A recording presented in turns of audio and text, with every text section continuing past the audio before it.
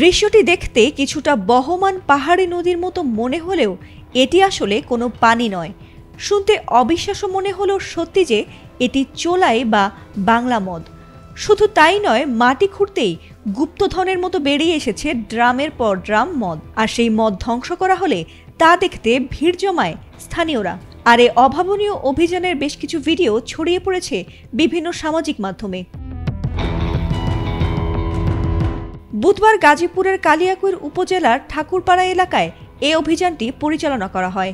জানা গেছে, সেখানে দীর্ঘদিন ধরে একটি বাড়িতে চোলাই মদ বানিয়ে তা পুকুর পাড়, বাগান আর কাছের জঙ্গলে লুকিয়ে রাখে মাদক ব্যবসায়ীরা।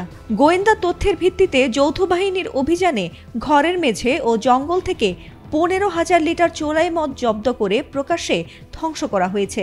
বুধবার গাজীপুরের কালিয়াকৈর উপজেলার ঠাকুরপাড়া এলাকায় এই অভিযানটি পরিচালনা করা হয়। জানা গেছে, সেখানে দীর্ঘদিন ধরে একটি বাড়িতে চোলাই মদ বানিয়ে তা পুকুরের পাড়, বাগান আর কাছের জঙ্গলে লুকিয়ে রাখে মাদক ব্যবসায়ীরা।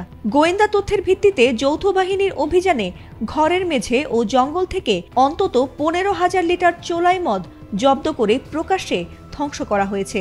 এছাড়া মদ তৈরিতে জড়িত 6 জনকে আটক করা হয়েছে। ভাইরাল হওয়া ভিডিওগুলোতে দেখা গেছে, গুপ্তধনের মতোই মাটি খুঁড়লে বেরিয়ে আসছে একের পর এক বড় বড় পাতিল ও ড্রাম ভর্তি চোলাই বা বাংলা মদ। আর ড্রাম খুলতেই দেখা মেলে পোকা হয়ে যাওয়া মদের।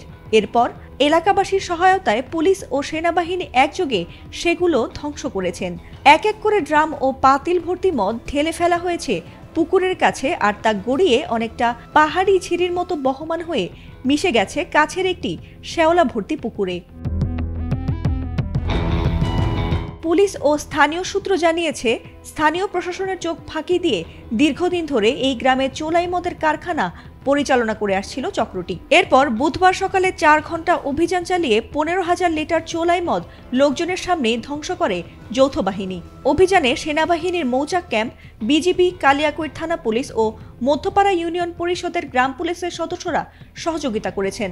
অভিযানে 6 জনকে আটক করা হয়েছে এবং তাদের বিরুদ্ধে মামলা প্রক্রিয়াধীন।